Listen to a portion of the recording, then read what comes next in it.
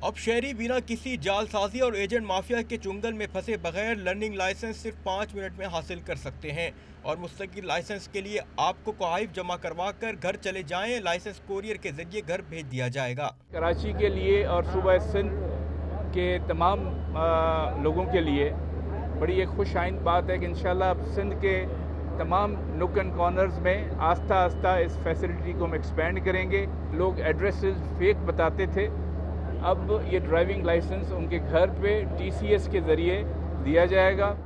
IG Sindh نے بتایا کہ بہادرآباد میں پولیس موبائل پر حملے کی تحقیقات کاؤنٹر ٹیررزم ڈپارٹمنٹ کر رہا ہے۔ کچھ شواہد ملے ہیں جن کی روشنی میں تفتیش آگے بڑھ رہی ہے کہ جی اس گروپ کی مماثلت ایک پہلے واقعہ ہوا تھا گلستان جوہر میں، اس سے ملتی ہے۔ تفتیش کاؤنٹر ٹیررزم ڈپارٹمنٹ کر رہی ہے۔ IG سندھ نے از خود عہدہ چھوڑنے کی پیشکش تبصرہ کرنے سے گریز کیا۔ کہتے ہیں ابھی معاملہ عدالت میں ہے، بات نہیں کی جا سکتی۔ کیمرہ مین علی احمد جان کے ساتھ محمد رضا، ڈان نیوز، کراچی۔